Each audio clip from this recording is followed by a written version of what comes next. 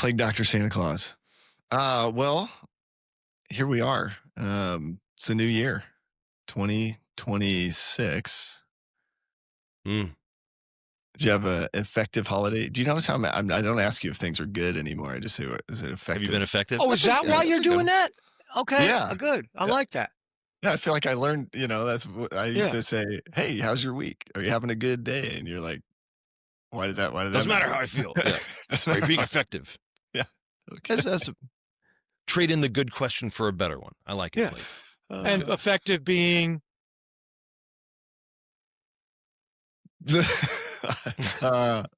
having an impact? I would say accomplishing your mission.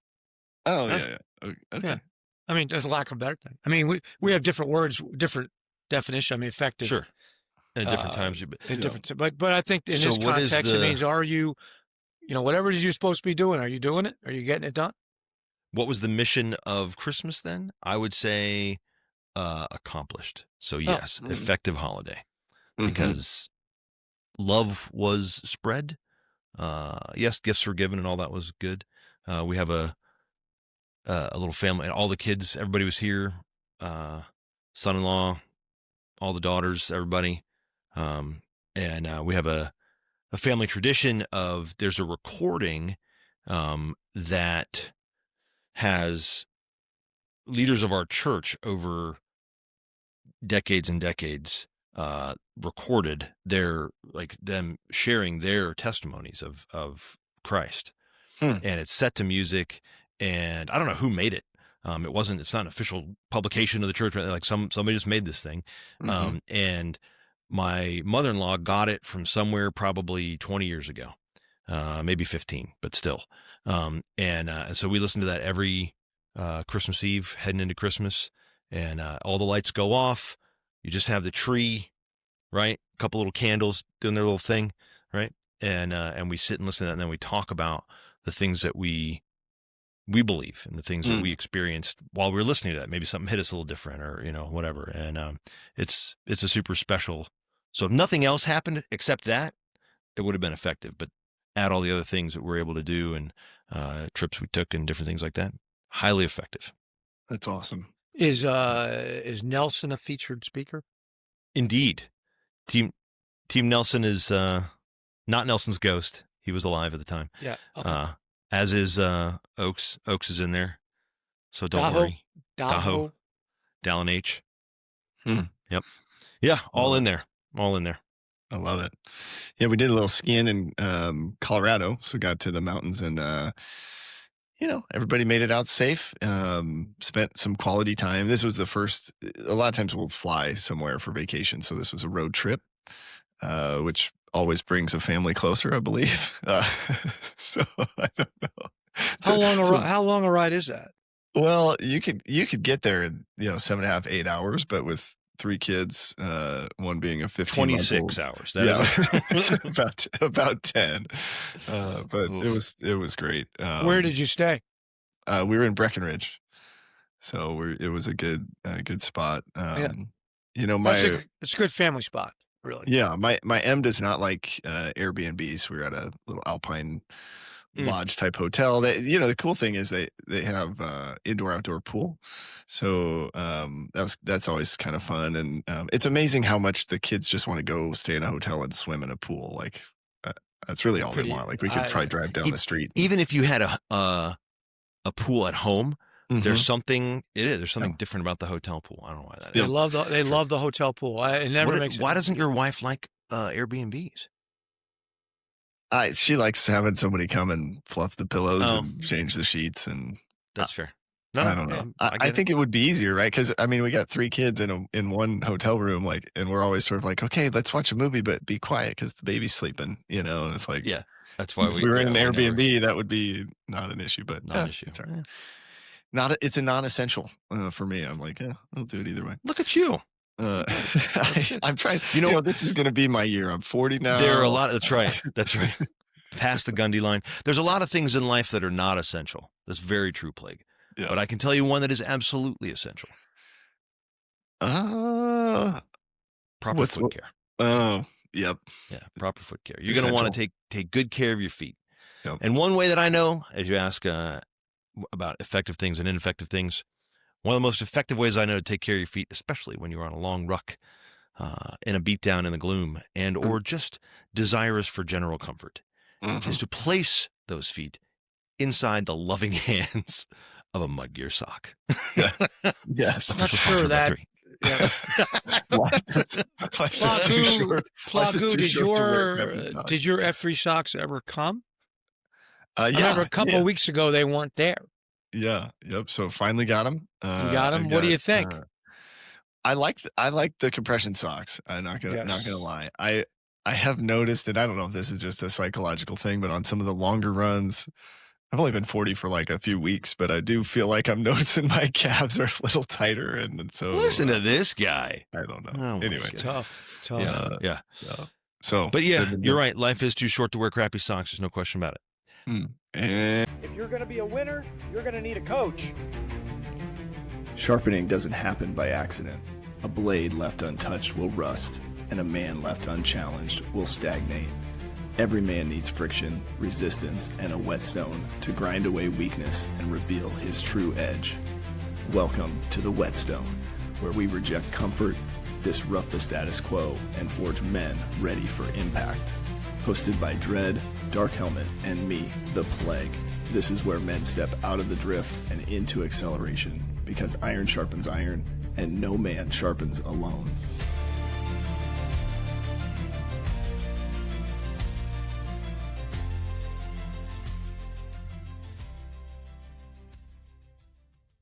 And we're back.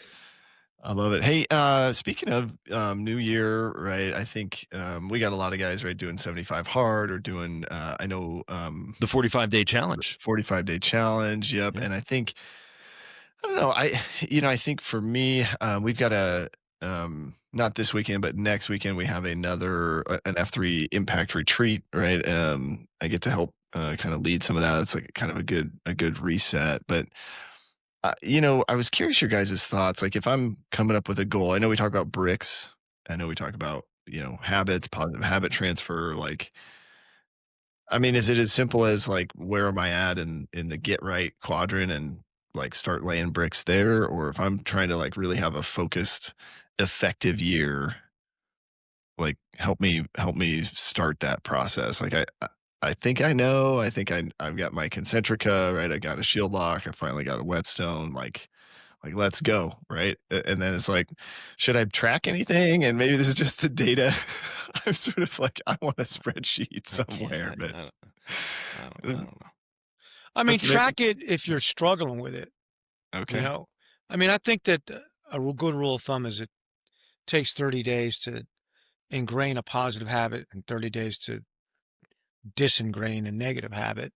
I count the days, and when I get to 30, I usually find, I've no longer what was, what do we say? What I can't, then I can, then I can't not. In the first, before I ingrain the habit, I can't, and then when I get it more or less ingrained, like day 20, 10 through 25 or whatever, I can, and then after 30 I can't not.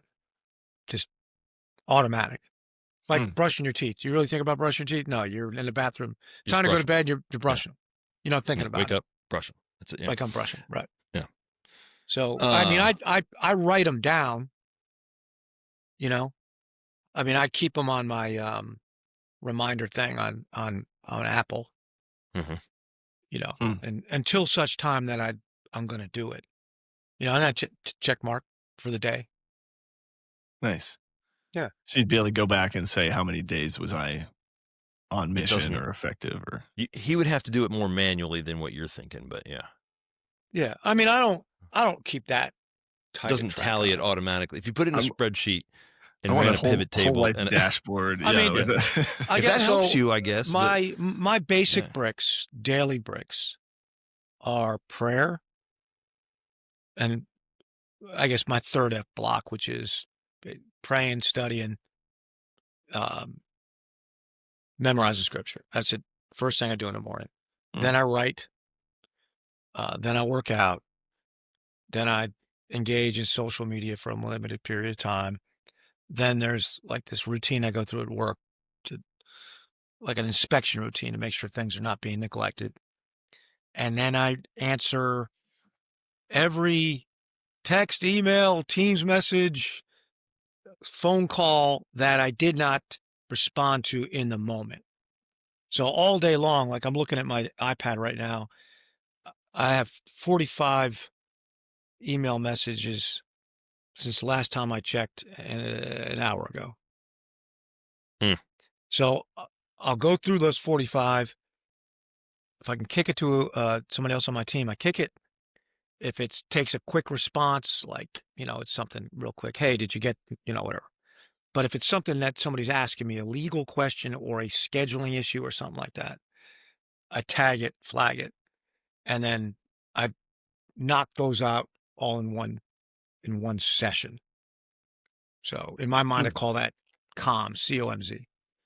So all day long, I'm responding quickly if it's a short burst question or point, but deliberately every day as a brick responding, which frustrates you guys because if you text me about scheduling this, I might not answer until the next day because it's going to take thought. And, it doesn't frustrate me anymore. right. I have accepted it as the truth. Well, yeah. I didn't know you have that framework. So I'm like, he's like, I will rescind all my frustration. Well, the reason why I have to do that is because if I said, okay, I'm going to respond affirmatively and substantively to every message as I go, I would never actually do anything else. Mm-hmm. Yeah. I mean, I would literally just do that all day long. Yeah. And so apart from that, I have a task list of things I have to accomplish on a given day. Like not a routine, but say a thing in a case, like write a brief. Well, I don't write briefs anymore, but I review a brief, prepare for a deposition. It's like, I have a discrete series of tasks. Well, I got to do those. I can't spend my entire day responding emails. And then, of course, I have meetings, conferences, calls. Today, I will probably end up spending. So we had a Bible study. I had 2 Whetstones today. I had a call with a new client, took 2 hours. At this, I probably am talking today for 7 hours. Straight. Not straight. Yeah, no, I know. Yeah, I had time. I had time for a nap earlier.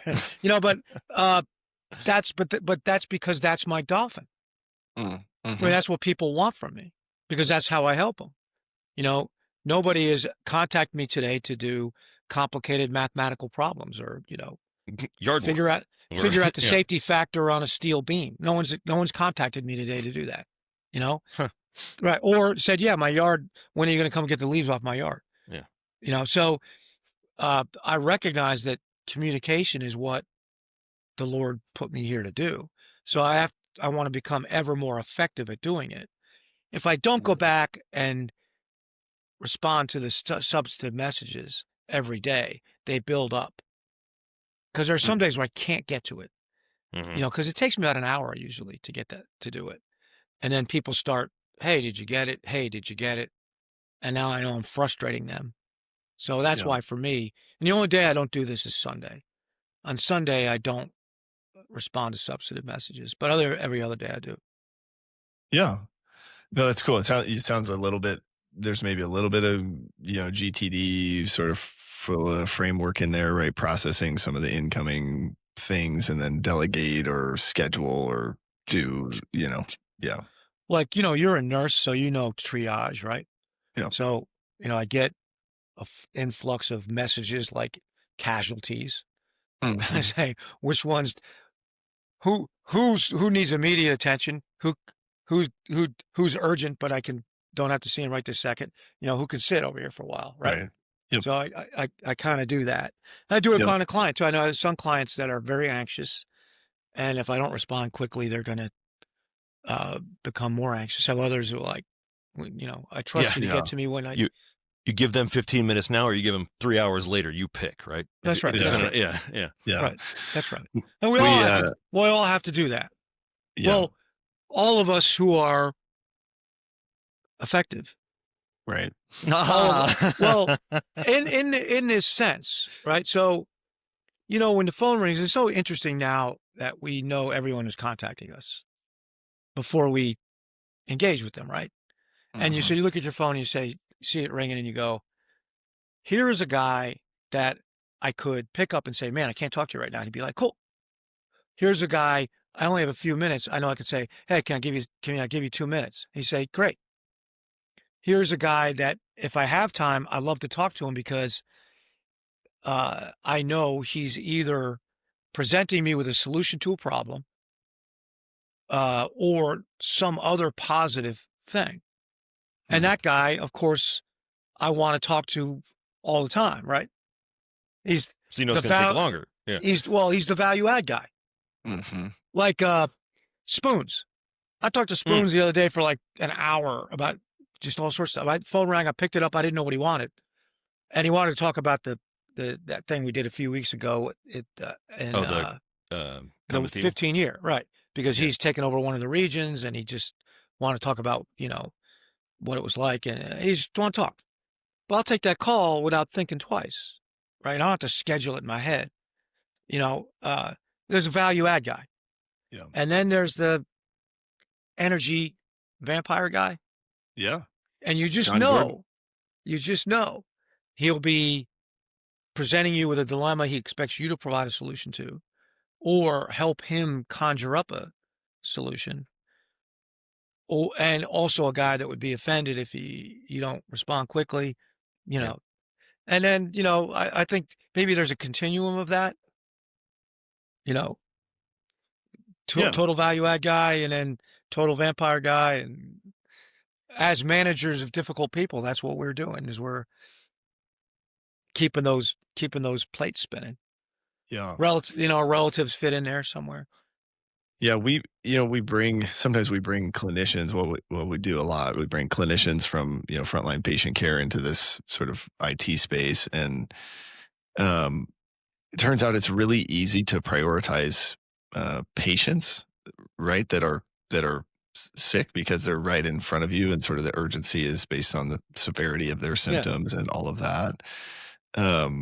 But the things that come through email and the desk job sort of thing are much more difficult. And so we've spent a lot of time. Email doesn't bleed. Yeah. Weird. Yeah. Yeah. I wish it would. Sometimes Mine might be easier to figure out which ones you got to answer first. Yeah. But it does make me think, as we're thinking about how to do this, I guess my mind goes back to maybe some of the conversations we've had around like knowing your mission, right? Because for some guys, right, if you're not clear on what it is only you can do, or, and so I don't know, I guess I'm curious, do you still get things? And this would be for both of you. Do you still get things that are not within your D2X? And then what do you do with those? Do you just simply say no, or you ignore them, or? Well, so some things, as we refer to in F3, right, are diaper changers, right? And some things are just crap you got to do whether you want to do it or not. It's just got to get done. Yeah. Right. So there's some of those kinds of things that you have to respond to. That's nothing new about that. That's the deal. You can't let that kid sit there in that diaper. And I think some things, the example that popped into my head when you were kind of describing it, I still get a lot of guys that, because we are so flat as an organization, right? And my phone number is out there. Anybody can call me. There are links to my calendar that have been passed around. Guys can I mean, if there's time on my calendar, you're welcome to it. I feel that's part of my responsibility as Nantan, is to at least be available. Right now, you get 10 minutes, right? That's we're not gonna. But most guys don't just schedule a meeting without telling me what it is, or it's a required field on that thing to schedule is tell me what this is about. And if I determine that it's not something that I need to be spending time on, I'll write that guy back real quick and just go, oh man, I would love to spend the time talking to you, but X person is better equipped to help. Right. And you kind of triage it, a little bit like that. Right. So and it's funny because I was talking to Huckleberry. This is, I guess, a week or two ago now, but, um, and he was, guys come to him and want to do this and want to do that, and are asking him about these because he's getting a lot of the, he fields a lot more of the stuff that I used to field, right? Especially when I was doing his role, and I said, sometimes it's okay to just like, like Dredd was saying, like, hey, there's people on your team. And you don't have to be like, you need to be kind to everyone, but you don't have to entertain everything. Like, you can't, you just can't. There's only so many things you can do. And so if it's coming to you and it falls outside your D2X, I think one of the best things you can tell a guy for a number of reasons is say, hey man, this actually is something that is not inside my D2X. You don't have to say it quite like that if you don't want. I mean, he may or may not know what you're talking about, right? But basically say like, hey, this ain't my D2X. And I think one thing is, A, you get it right off where, it's not yours anymore. B, you're teaching that guy, right? You're teaching him by your behavior that A, he should probably not be doing stuff that's not in his D2X. And if he doesn't know what it is, then you better figure it out, right? Or also, like, is the best place to go to get an answer about the podcast to the guy that I know handles podcasts, or to go to his boss? Like, where am I probably going to get a better answer? Now, some guys think, well, I'm not going to get the right answer from mom, so I'll go to dad, kind of thing. Yeah. Right. Yeah. But then I, just like my kids, I'll just say, well, after you ask your mom, what does she say? Knowing that they haven't asked their mom, right? Right.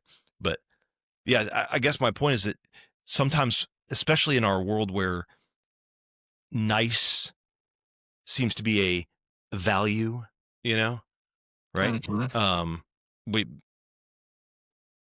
It's not, and being nice is not helpful. And so you don't have to entertain everything. You shouldn't be. And it's actually much kinder to send that guy to a guy who knows what he's doing and can help him better. I can't help with a lot of things. Yeah. Does that make any sense?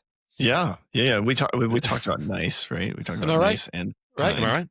right? Right? Yeah. Yeah. We talked about, We talked about nice. We talked about kind, right? We talked about some of those ideas before too. I do think, one of my goals this year, and I'm not. It's weird for me to say I have goals. I used to be such a like, here's my goal, and here's the metric, and here's the here's the target and the stretch and all of that sort of stuff. But now one of my goals is just I want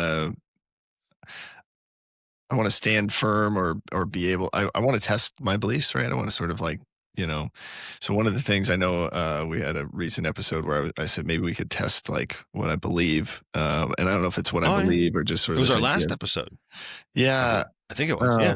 and I'm not like, as I'm getting ready to ask this, I'm not really sure I want to, but Prepare maybe thyself, young start slave. somewhere, kind of easy, but just would love No. to sort of model that for guys. And I don't You've know opened that. it up. Now you're dead. Yeah. No, I'm just kidding. Yeah, I don't know. Do you think we could do that? Of course. Sure. How would we start something like that? Well, we would start like probably the way I would conduct a voir dire or a deposition, which would just say, where'd you grow up? Omaha, Nebraska. Really? Yeah. Do you live there now? Live in Elkhorn. You just got now. out the little papers. You're dead. I No, saw I'm just kidding. that. I saw that. I live in Elkhorn now, just a suburb right outside Omaha. Have you ever lived anywhere else for any significant period of time? No. So basically, most of your life has been in the Omaha area. Yeah. What is it Yes. that you like about Omaha? I like the people. I have a recent appreciation for the seasons. I think when I was younger, I wanted to live in California, right? Get out of the snow. But I think as we have moved more to more of a sort of rural part of the state or city, I think I really appreciate the seasons now. When you say rural, what do you mean? Neighbors have cows, and we get to see the seasons through sort of the crops and the farming activity, right? So we're seeing the new growth in the spring, we see the harvest in the fall, and sort of things regenerating in the winter. How many acres do you have? 20. But you don't do any farming yourself, do you? No, no. Thought Is that about it, but I land? think it might be harder work than what I do now. Are those 20 acres wherever you don't have a house? Is it wooded? Yeah, there's a portion that's wooded. Yeah. I mean, it's farmable. Our neighbors graze their cattle on our pasture. So you have pasture. Yeah. Do you charge them for that? Oh, yeah. I mean, there's a little bit of an unspoken, like they have some responsibilities to maintain the pasture. So there's I mean, do they pay you a fee? not in dollars. Do they do so in kind? Yes. Provide you with a service? Yeah. Yep. What's the service? Mostly like maintenance of the land. So they Okay. spray for weeds and clean up debris and all that sort of stuff. You think that's a fair trade-off? Yeah, I think so. Otherwise, you'd have to pay somebody to do it. Yeah. And based on the price per head cattle here in Nebraska, I think it's fair. What is the price per head?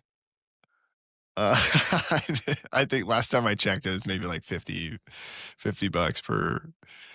And I know there's some different nuance for like calves versus, but yeah, I mean, I don't know. One cow costs $50. Is worth $50. I think the price to graze, like there's not to purchase a cow. Correct. But the normal going grazing rate to allow a man to graze on your land is $50 a month. Yeah. Okay. Right. And how many cattle are grazing on your land? Oh, maybe I don't know, maybe 50. So I haven't counted. $2,500 a month. Yeah. 50 times 50. It's not tough math, Plague. He's just well, I'm trying to look up the going rate.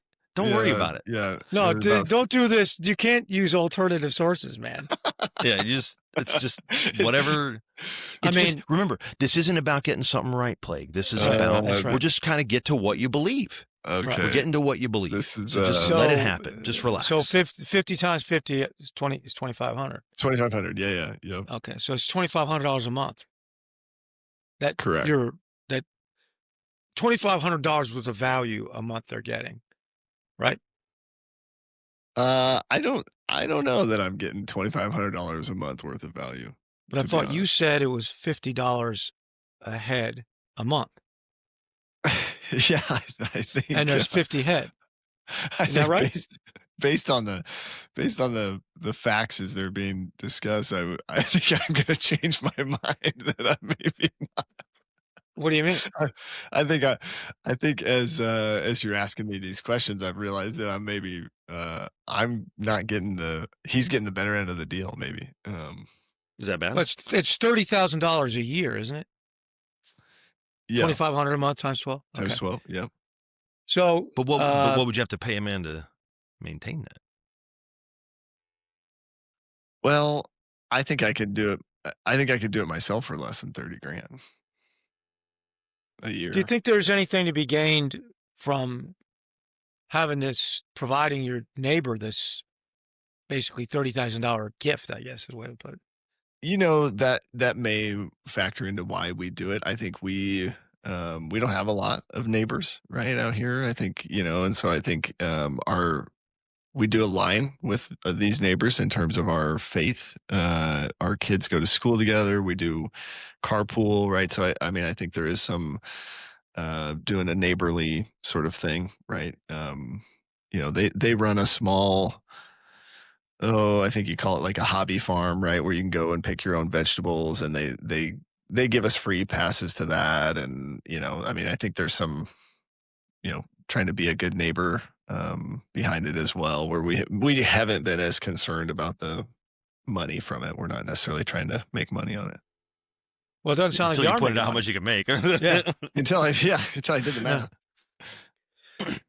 So do you think that the sum total of what they're providing to you is with the free pass to the garden and carpool comes out to around $30,000 a year?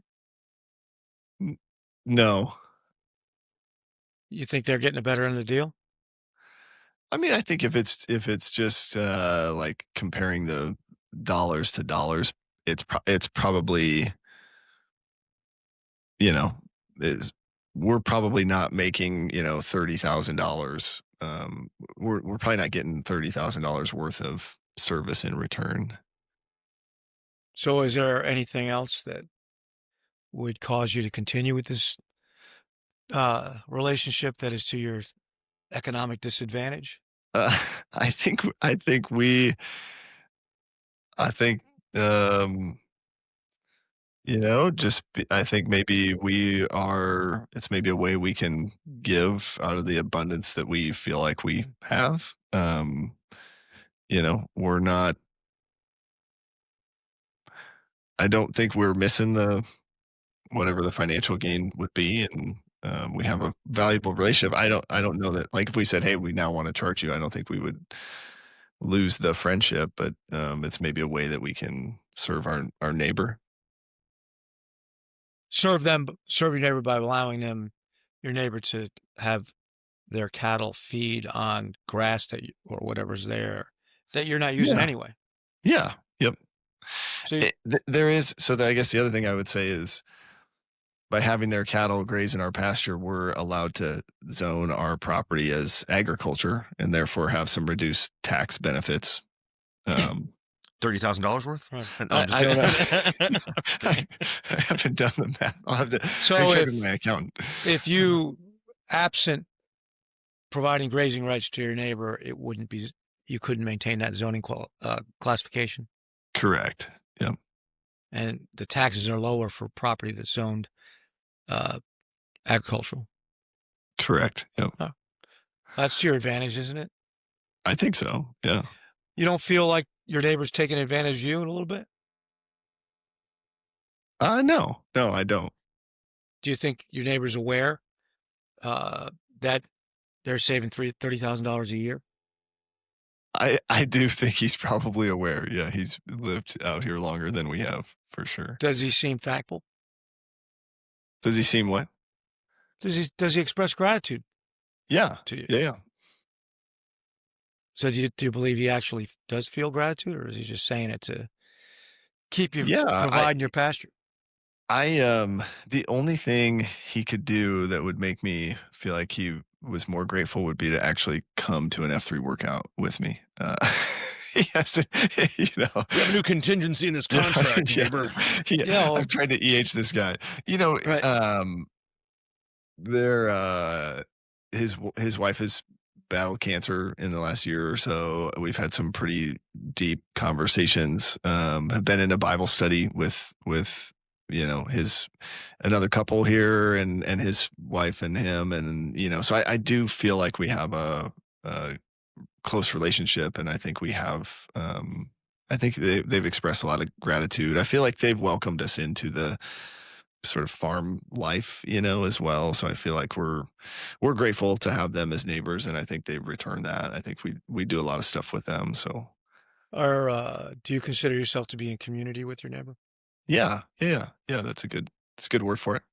And do you feel like by allowing him to graze for free on your property that you're providing him an asset? You're being an asset. Yeah.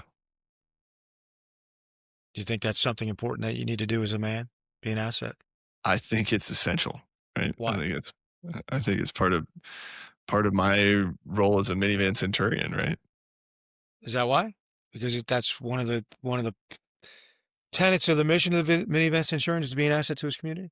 Yeah. If you weren't doing this, in other words, if you said, "Look, you can pay me $30,000, or you can go graze your cattle elsewhere," that you'd be a liability instead of an asset. No, I don't. No, I think I do more than one thing to be an asset to my community. Okay. No, he didn't say that somehow you would become a liability, but that behavior would be. In general, I'm a liability. No, I'm kidding. Yeah, that's not what he said. Right. What's so hard about this? Just sort of like a little side comment. In my mind, I'm wondering, like, am I getting this right? I'm gonna make a comment about that. Just keep going. I'm gonna comment about that at the end. Keep No, going. let's take a pause. Break it here. Okay. Like, Let's take a did I pause. We can do it answer any again. of those We can go in a different direction if we want and try it again. But let's take a pause. What did you? Oh, What? man. Okay, Frank, what did you observe?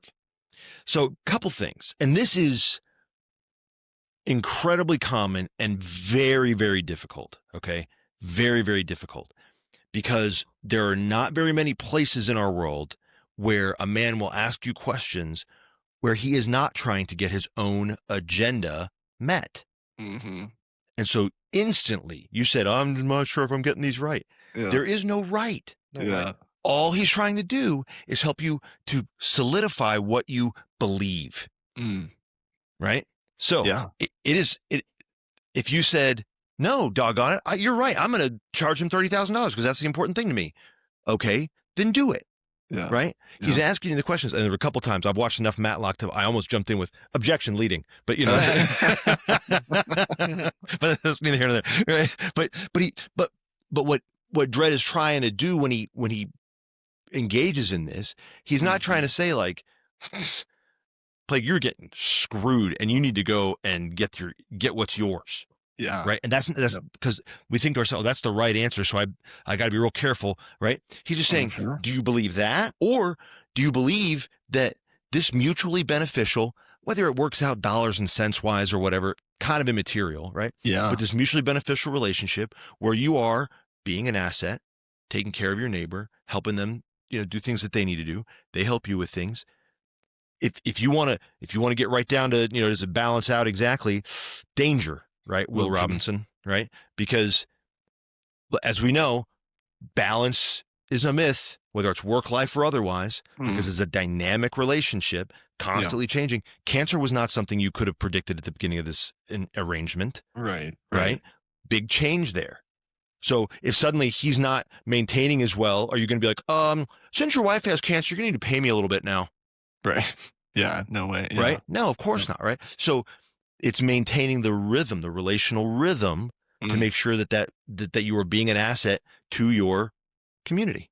Yeah. Right. So he wasn't trying to, but that's the thing is we've been so hurt and so taken advantage of and so kicked around and so tricked by so many, many people and institutions in our world, whether it's the media, the government, you name whatever you like. I don't care. Your business, whatever. Right. That the instant thing is to go, I need to be very careful how I answer. I need to be distrusting. He's an attorney, so that means he's dangerous. Whatever the preconceived notion is that you're holding keeps you from just saying what's on your heart, what's the truth, because all Dredd wants to know, again, Dave, correct me if I'm wrong, right? But all Dredd wants to know is, okay, but what do you believe about this? And why is it important for you to know what you believe about this arrangement? So that you can be absolutely sure that you're doing the right thing or absolutely sure that you need to rearrange it. Yeah. Fair? Yeah. Does that sound about right? Sound right? It's really fascinating and even that, right? Something that, that was an actual question, Dave. Does that sound about right as to what you were doing? That sounded right. Okay. Just my brain's natural tendency, right, to do what you were talking about, Helmet, but then also just to want validation from someone else. Right. To sort of say I answered the question the way they wanted me to. Right. Is I sort of noticing, wondering, well, I don't know. Is that what you would do? But the whole exercise. So just kind of we don't spend enough time, or I don't spend enough time having these types of conversations, or anybody else. Nobody does. Yeah. Yep. Nobody does. Only that's what a stone would do. Fair. Yes, I mean in a that's why, general sense. Yeah. Yeah, I mean, but when are you in your superficial conversations with coworkers? Hey, how was your weekend? Great, whatever. Tell me about your land arrangement with your neighbor. That's right. Cornhuskers lost again. No, whatever. It's like this glancing blow of conversation, superficiality. It's like you never. Based on what you said, it is apparent to me that you believe that neighbors should do more than live alongside one another, that they should provide for each other in ways that they would hope they would be provided for them. without any strings attached.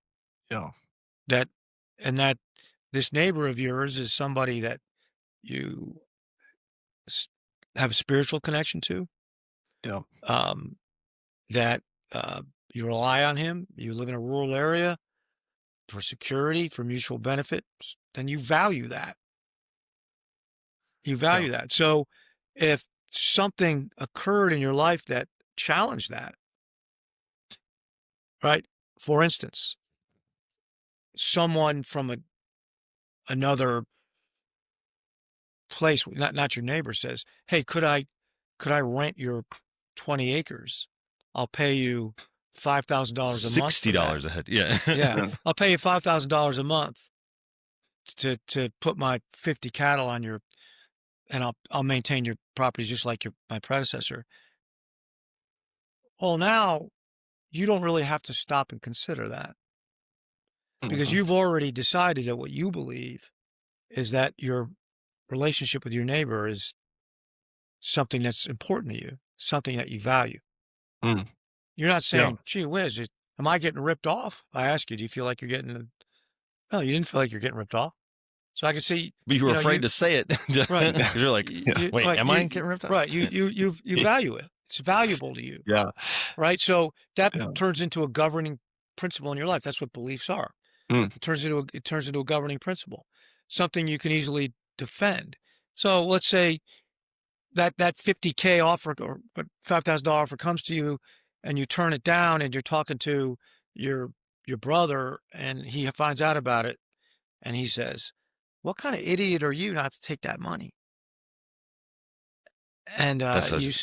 Yeah. say, I value Yeah. serving my neighbor, right? or maybe you don't Our even say community. anything at all. Yeah. You just What say, if, what if you don't answer? "Yeah, the Yeah. kind of idiot, that left $60,000 off the table, I guess." Right? Yeah. Kind of idiot But that you loves his don't, neighbor. I don't know. right? I You don't. did have but- a guy offer a guy who was here cutting down some trees, and he just said, "Hey, what would you charge me to, graze some cattle here?" And I just was like, "Well, wait, I don't really.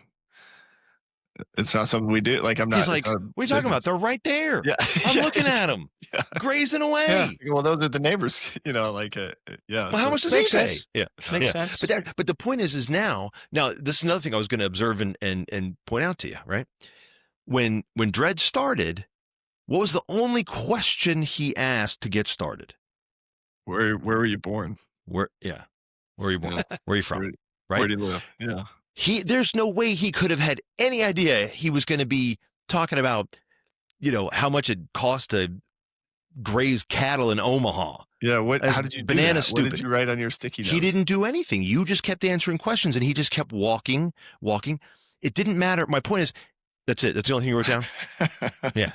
He could have written cow Well, maybe on there somewhere. Who knows? Right? I wrote, okay, I wrote Omaha, I wrote rural 20 acres, I wrote land maintenance, and I wrote 30K. Those are the only things I wrote down. Right. But again, the point was not. Now, if you had said, Dredd, I need help to figure out whether I'm getting screwed, he'd have asked you maybe the same. Who knows, right? Here. Oh, there you go. Yeah. Yeah. Couldn't Right. figure out where the camera was. Oh, Yeah. but what I said. So the point is that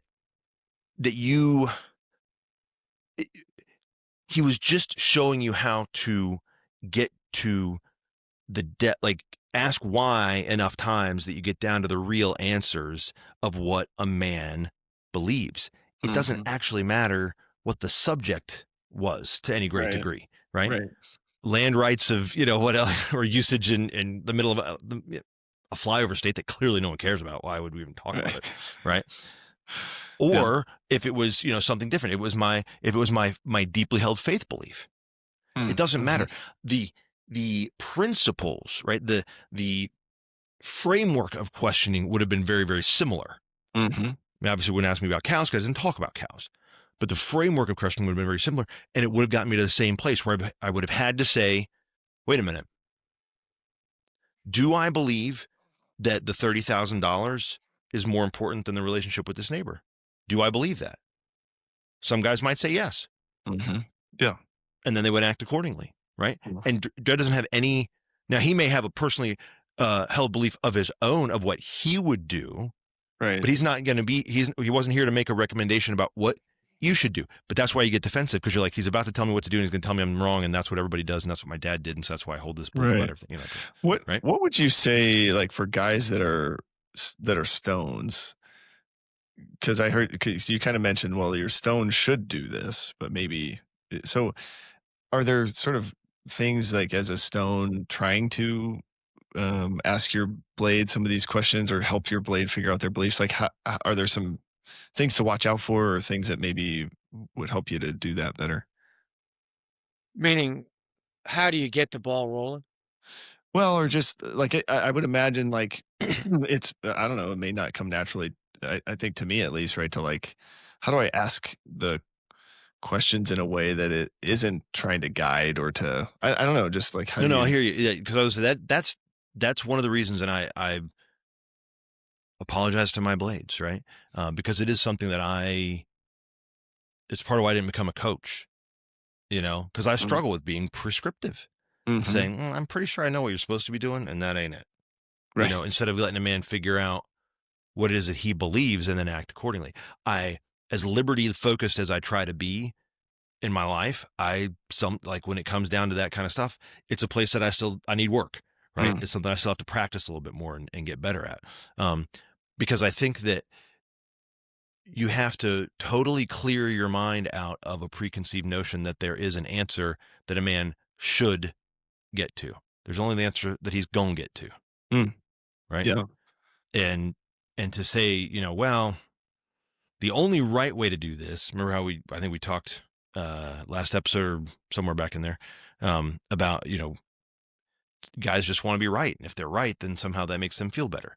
Mm-hmm. And so if you're interested in being right, then it's a different kind of relationship, different kind of conversation. But if I'm interested in helping a man get right, then you have to go with nothing in your mind. Yeah. Nothing Yeah. in your heart I'm but even love. thinking, for me, right, in this role, just like, as I'm trying to lead other leaders or managers, right? But I'm not trying to prescribe how they lead, right? Like, I think some of this, asking questions to help them get to the answer that makes the most sense for their leadership style and for them, is maybe a helpful tool as a leader to have. But yeah, just trying to figure out, like, what's the best, how do you keep your own ego from getting in the way, right? Of thinking, like, well, I've been there, done that. Here's how you solve this problem, kind of thing. But Well, if it's a problem, like a workplace thing, I go do it a little bit different, or if the client. So my first question to a client is generally going to be, how can I help you? Well, tell me what you think the problem is. mm, What do you think the problem is? And then they start talking, and I start asking questions to clarify what they're trying to tell me, because it's difficult for people to tell you what the problem is, because they have personal emotions over it. So if, um, let's say, I mean, it's a funny one I just did. Like, I asked a client in a business, and something happened at the business, and I asked him if he was there when it happened, and he said no. And he said, but he kept telling me how his girlfriend was working there and she cheated on him, and she was just going on and on. It had nothing to do with what I was asking him. And I kept having to say, "Oh, I understand. Now, what I was asking you was why, right? What Yeah. did you see? And, did you observe this occur?" And he said, "My girlfriend's cheating on me." So a lot of times people will not answer the question you ask. They answer the question that they're dying to answer hmm, for whatever reason. And the the best thing to do when they do that is to say, "Thank you for telling me that, but that's not what I asked you. Here's what I asked you." You have to be a little firm, mhm. because if you're not, they'll keep going like this, Yeah. And trying then to you just avoid. waste it. Yeah. Right. That's right. The easiest way to tell someone's trying to avoid taking responsibility for something is they don't answer the question asked. They tell you something you didn't ask. They say we when they meant I. and they speak in the passive voice. Mistakes were made. Mistakes were made.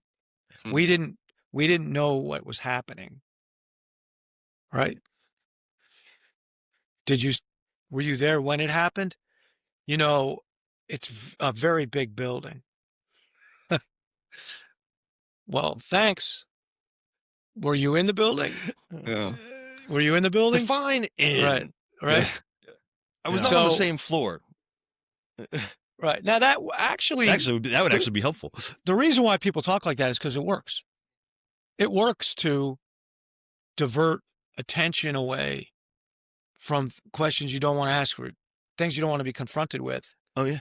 Because people who are asking the questions aren't listening carefully to the answers. Go watch 15 minutes of C-SPAN 2 on cable, and you'll watch it over and over. Yeah. Like, nobody answers questions. Right. Watch a congressional hearing for a few minutes. It's amazing. Right. Now, here's another thing about asking questions is don't install your own facts into the question. Like, Frank. That's a tough one. Right. Yeah. Given the fact that you're wearing that very ugly sweater, how often do you shop at the F3 gear store? You don't insert a fact. Yeah, that's like not important. Yeah. No, yeah, don't do that, right? Because that's going to slow the process down. But also, it's helpful to loop your questions. So if I say, Frank, where did you get that sweater? And he says, I bought it. I got on the I bought it at the gear store. When did you buy that F3 sweater at the gear store? A couple months ago. A couple of months ago, when you bought that F3 sweater at the gear store, was there anything in particular you were looking for? I was responding to an email. This email you're responding to, was it sent to you by someone you knew? I mean, it came from the gear store. The gear store email is something that's auto-generated? So you just keep... Yeah, I don't know that. Yeah. Yeah, you keep looping the last answer into the next question. And for some reason, that generates clearer communication. It's a machine. It is interesting. I watched the master class with Chris Voss, the negotiator guy. I don't know if you're familiar with that one. The never split the difference guy. And so I watched his little thing, and he says, if you want to get somebody going, his technique was similar-ish, but he goes, just whatever they said, repeat the exact words back, but end it like a question. So if you said, I got 28. I bought this sweater for Christmas. I bought this at the gear store. You bought that sweater for Christmas? This for Christmas? Yeah. Right? Now, you can ask it in kind of a little disdain like that, right? But his point was just no emotion, just nothing. Just be like, yeah. So you bought it for Christmas? Yeah. And a guy can't help himself to clarify, just to keep going. Like I would do that to my kids all the time. I used to drive them. They didn't know it was happening, but it drove my buddies nuts because I would say, have you tried this? And they're like, you ask us that every time. And I'm like, I ask you every time? And they're like, damn it, stop doing that. But it's really an effective way to kind of keep a guy talking. And sometimes I do it now, like with a blade, because they'll say like, my wife is being terrible. Your wife's being terrible? And they'll be like, yeah, she does, she yells and screams and throws pots and pans. So she throws pots and pans, right?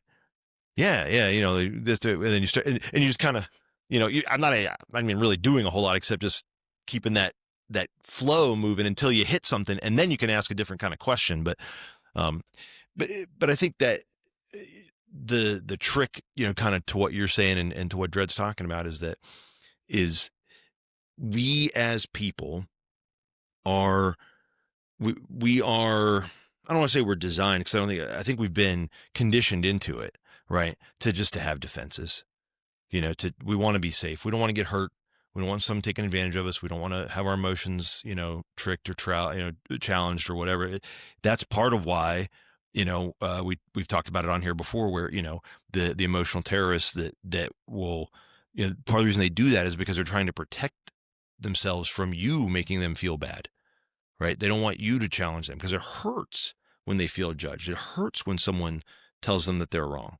Now, they've chosen to use that hurt as a way to act out rather than a way to say, maybe I should change. Maybe there's the reason that it hurts me to hear this thing is because maybe it's wrong and I shouldn't do it or whatever, But I think that since we are kind of programmed to have that desire for defense, that build that little wall when someone's asking us questions, we get defensive, but also the only way to kind of get past it is, you've heard the old, sometimes the best way around is through.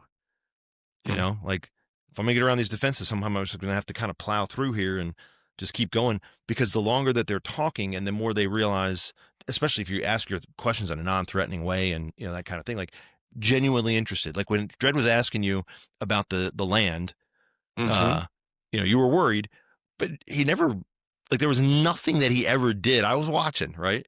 There's nothing he ever did that was like, you have 20 acres and you don't charge money? Like what's wrong with you? Like nothing like that. It was always just kind of how much is help it me worth? understand. Yeah. So what's that? Like tell me what that's worth. Okay. Well, what's, and if you did it this way, what, right? It's just truly seeking to understand, rather than, any other way. And the only way that he could do that effectively in a deposition, different, I don't know, not a lawyer, same kind of technique. The only way you can do that effectively with you or with me is it comes from that place of love, of actual genuine concern, of a deep, deep desire to help me to improve. Yeah. How would I, like, if I wanted to get better at that this year? How do you get better at pull-ups? You do one. Start doing a few. Yeah. Yeah. Okay. Yeah. Try it. Fail. I should improve. I should have known. Yeah. I'm sorry. Yeah. What I meant to say was there's a 10-step plan. Yeah. Now, is There's a this something spreadsheet. If guys are talking in their shield lock and they're sort of reviewing, because there used to sort of be, and I don't know, maybe some guys still do this, right? Like guys would review the 8 block and come up with a few goals, and so then maybe the goal is I'm gonna try to, go on a date night once a month with my wife and my kids or whatever, and I think those things are all good, but would this series of questions sort of help get us to better goals, or I don't know, talk me through that. I'd be interested to hear what Dredd has to say too. But Of course. Yeah, I'd say it's a way. But I think what it gets you to is not better goals. I think it gets you to better understanding of what you believe. And then from there, if you know what you believe, you know what goals you probably ought to make. Yeah. Yep. Yeah. Now, I'm not a big goal. I don't do the 8 block. I'm not even actually, I know I've seen it a couple times, and C-SPAN's probably rolling over in his non-grave to hear that. He's spinning around in whatever chair he's in going, I can't believe this. My apprentice has, whatever, failed, right? But I've never done it. I'm not a big goals guy. I'm a big behavior guy. And because I feel like a lot of times goals are they're just sort of arbitrary measures that a guy pulled out of his butt to, they don't have a lot of meaning to them necessarily. I think they can, but I think most times they don't. And so I'm just not really a big fan of traditional goal setting. That's just me. I tend to look and go, again, kind of what do I believe? And therefore, what should that tell me about what my behavior ought to look like? And then try and figure out what sorts of things do I need to do to have the guardrails in place to exhibit that behavior all the time. It's different. It's similar. More of a who goals, right? Like who do I want to be, not what do I want to do necessarily? Yeah. That sounds probably more on point. Yeah. Well, I mean, honestly, for me, I'm trying to figure out, like I used to be really heavy on the goals and the metrics and the numbers, and I've maybe gone a little bit lax, but I guess I like kind of where we started, right? With like, if you're struggling with something, that's probably a good time to measure. I think like for me in 2021, I ran 2,500 miles, and in 2025, I ran, 800 miles, right? But we've also added 2 kids, and, and so trying to just think through that, right? But I mean, honestly, like, I don't know. I want to be somewhere in the middle, right? I like, maybe I have a fewer goal, but I don't know. But you said Yeah. somewhere in the middle. Yeah, I think I wanna run more. I think when I'm running, when I run more miles, I'm closer to who I want to be. It just running is really good for me mentally. So it's Run good for you more. mentally. Run, yeah, Run it's more. run more. Run more. Yeah, I mean, right. That's super Yeah, good. yeah. Well, yeah. I mean, But how do you know what the right mileage is? What's the conversion factor on mental Yeah, health to? Yeah, I don't. Yeah, yeah. That's how I used to be, and now I'm sort of yeah, like, maybe I'll just yeah. try to run 900 miles instead of 800 and see what happens. I mean, I don't know. I think you gotta run to get even. Make future plans that I'll dream about yesterday, but we got to turn this thing around, right? Hey, it's your tomorrow right now. You know that song, Is that Coldplay? Van Halen. Oh, Yeah. Right now. Yeah. It's I thought that was. I It didn't I sounds like didn't have Coldplay. the I I didn't can have tell the you what right. it's not, Dredd. What's It's that? not Getty It's Lee. not It's Getty not Lee. Getty I Lee. had the wrong emphasis on the wrong Oh, syllables, but that's okay. it was you're It supposed wouldn't to matter. say, Neither of us are "Hey, getting that one. it's your tomorrow." Oh, there we go. Yeah. Right Okay, that one we now. got. Okay. Yeah. Yeah. Or Uh, you run and you run to catch up with the sun. But it's sinking, Dredd. It's sinking, rushing around to come up behind you again. It's same kind of in a relative way. A relative way, Yeah, but you're but older, yeah. it's shorter like of breath, another step one closer day to death. Ugh. closer to death. Yeah, it's terrible. Also not Getty Lee. Also not good. Not Getty I Lee. love it. Yeah. I did have somebody ask me, so you gonna do, like, how long are you gonna do this Whetstone podcast? Till the world gets right. That was what Perfect I answer. thought. That was what I thought. I mean, When every man has gotten right. yeah. Is every man right yet, Plagu? No, No. no, No. no, I don't think so. Go ahead and guarantee the answer is no. My belief is that every man is not yet right, and my work here is not yet done. Yeah. This Else I mic would have is- been called home. This is the undropped mic. Mike Hold. That's actually a really good name for a podcast, I think. The undropped mic. The undropped mic. It's the fist holding the good. mic. We're Pretty not letting good. go. No, I love it. I'm looking forward to this year. I think what's interesting is, like, just I'm in some different seasons, with different things going on, and some of the things that we maybe have even talked about already. I have some different new questions. So excited to kind of work through some of those things with you guys as things are changing. And but the one thing I did learn for sure last year is that my identity and purpose do not change with job titles. So that was a really key learning. So I'm going into this year like I don't feel like I'm like striving for that. So I don't know, like then that's a huge weight lifted off. So I think in large part due to our conversation. So appreciate you guys so Plagu, much. I think if you continue to accelerate and simplify your life around your D2X and being missional and focusing on your concentrica, you will find that over the years, what the world says you are will matter very little, Mm-hmm. Yeah. and who people see you as will matter much more. Hmm. And you will find that regardless of where you are in a given day, like I was describing, I've been talking all day, you're doing the same exact thing. Hmm. And these are the things that you should love and be good at. Yeah. I'm not saying they're easy. I mean, but you feel like you are fulfilling God's purpose for Yeah. putting you here in the first place. And that's a feeling of alignment. And I think for me, the years 40 to 60 were the years that I really did that. Hmm.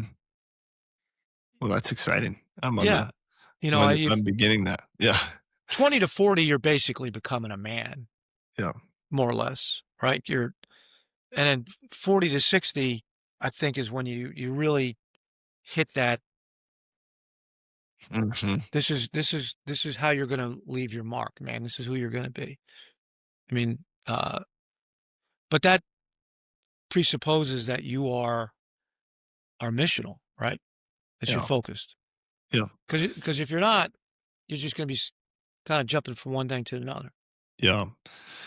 I do notice the more things I do that seem to align, it's almost like you have more capacity. I don't know if that makes any sense at all, but Makes they 100 feel like it makes 100% it sense. feels like I'm able to do more, but it doesn't feel I don't feel, like this busyness, with that. So it's interesting because when you look at like on paper or on the calendar, it's like, like, wow, I'm doing more than I ever used to, but I don't feel busier necessarily. It's kind of a wild thing. Well, it's uh, I got fired the other day by a client, which happens from time to time. And what he told me was funny. He said, "You're a really good lawyer, but you're not the right lawyer for this case." And at first I thought he was just trying to, like, he was being a good guy. He didn't send me an email. He called me on the phone. He said, "Look, I'm going to pass this off to another lawyer." And I was like, "Okay, great." And this is not the first time this has happened. And I said, "Tell me how I can help. I'll make sure he gets the file and I'll be stand by and help every way I can." It's a good client, good guy. I like him a lot. And, but that's when he said, "You're not the right lawyer for this." And I hung up the phone. I thought, God just did me a big favor because he's right. I'm really not. Mm. It's kind of outside my wheelhouse. And, I wasn't really enjoying the case because wasn't coming naturally to me. And, uh, I think it's a kind of a weird blessing that people around you are not afraid to fire you. Mm. Hmm. Like, he obviously knew I wasn't going to overreact or get mad at him, and I'd still represent him at other times. It's like, he obviously knew. And so he paid me an odd compliment, Hmm. for somebody to say, um, yeah, you're not right for this. This is not your wheelhouse. This is not your strength. Yeah. And we're kind of afraid to do that generally. Like, we don't think about a guy you've left in a position longer than you should have. Yeah. You haven't told him, you're not, or lied to him in a comforting way and said, it's really me. I'm not, look, I'm going to move you out of this because you actually are in the wrong spot. It's my job to make sure you're in the right spot. Hmm. And this isn't the right spot for you. That's Yep. it. But a strong leader does that, is confident, knowing the person reacts poorly 99 times out of 10, right? 99 times out of 10, they react poorly. That's a lot. Yeah. But I want people around me to feel free to not only give me bad news, but tell me that my service here is no longer required. Yeah. Mm. And to be they don't have to be a confident person to do it in themselves. They can be confident in me and my self-control and presence of mind to trust that that person knows what's best. Mm. It's not personal. Like, I could get mad, but what if I don't? I could get my feelings hurt, but what if I don't? Answer is, if I don't, then the next time this person's like, that guy's, has self-control, right? Yeah. So I've been working on trying to come up with scripture to describe what I think of as the Whetstone kind of scripture. Well, And, yeah, we should I talk through that. right. In And our I send it to you guys in the morning, but like in the morning, I usually send you, oh, not Yeah. you, Plagu. I send dark one. And and one of them is, I think the one I like to have what I call my anchor scripture for all this. Like, I have an anchor scripture for my marriage. I have an anchor scripture for my workplace, but for, the Whetstone, it's, Titus 2:6-7, which is similarly, encourage the young men to be self-controlled. In everything, set them an example by doing what is good. Mm. In your teaching, show integrity, seriousness, and soundness of speech. so that those who disagree with you may be ashamed that they have nothing bad to say about us. This is Paul talking to Titus. This is his advice he's giving him. So I love this for the Whetstone anchor scripture. If you break it down, encourage the young men to be self-controlled.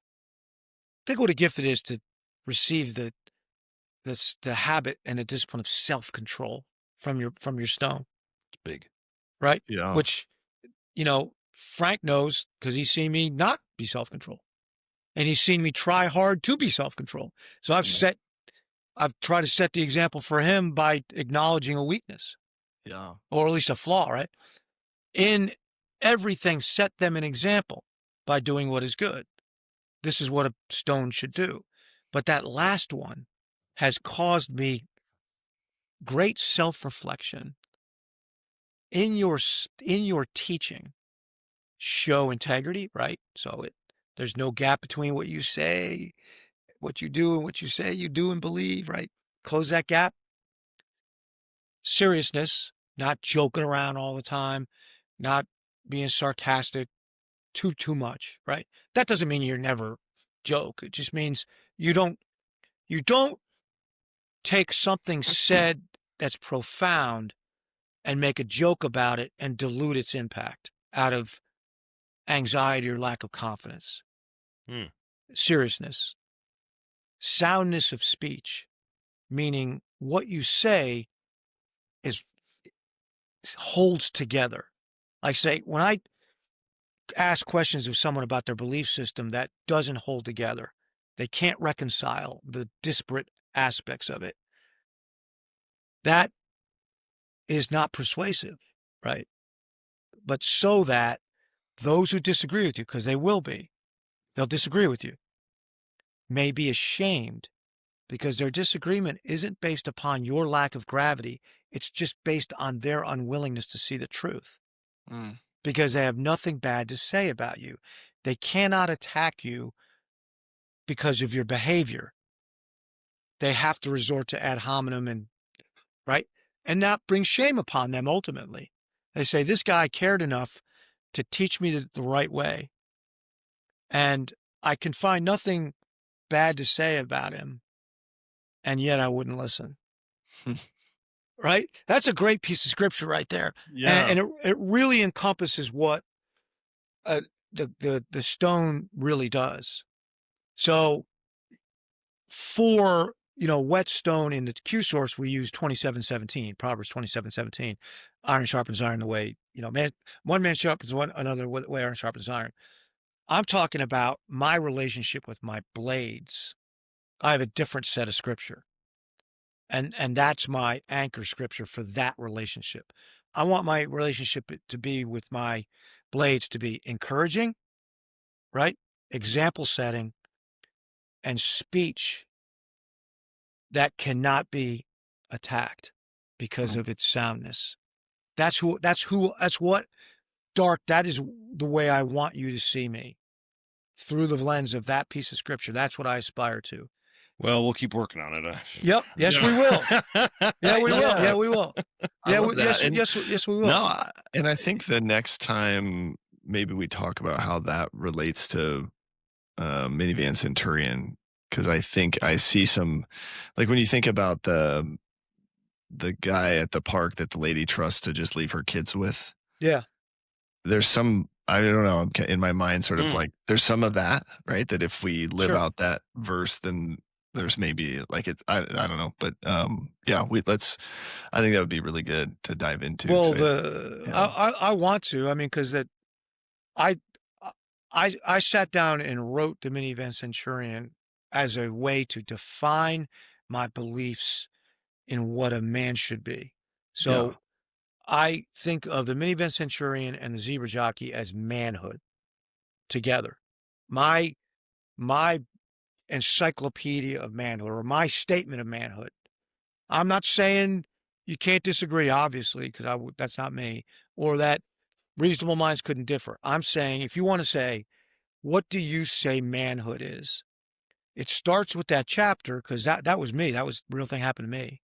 It starts with that chapter because in that moment, what does a man, what does masculinity look like to someone who doesn't have a lot of time? Someone who's profiling. I was daddy profiled. She looked at me and saw a man in cargo shorts and a worn out Wilco t-shirt and a bad haircut and said, kicking around a soccer Dad. ball. Yeah. I looked like a dad standing next to a minivan that smelled like chicken fingers and fatigue or whatever I put in there. Chicken fingers and Old Cheetos, whatever it was. despair or whatever it was. And, and, you know, with all the crap, man crap coming out of it, you know, soccer nets. And she looked over there and she immediately calculated in her mind, no psycho serial killer would spend that much time and effort to create that much authenticity. That dude's a dad. And then when I said to my kids afterwards, you know, and I said, it's kind of weird that she just did that. And they looked, I said, they knew you were, I said, what? They looked at me and said, what else could you be? What else could you be? You look exactly like it is what you look exactly like what you're supposed to be. You know, 10-year-old kids said that. Yep. Right. And that was the way I wanted to open that idea, because that's who we're supposed to be. We're supposed to be men who a vulnerable woman in a park could automatically walk up to and trust 100% that we would preserve and protect her, probably in the same way we do for our own wife and kids. Right? Yeah. Probably. Love it.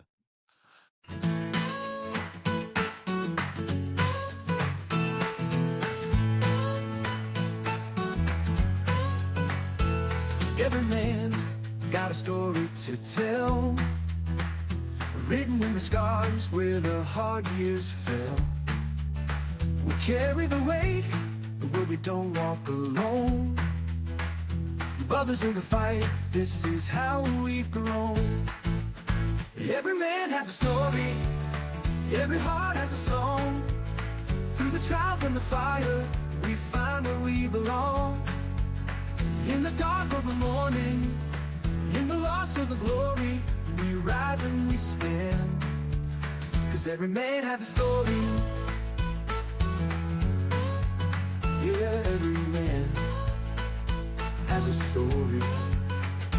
Every man's got a story to tell, written in the scars where the hard years fell.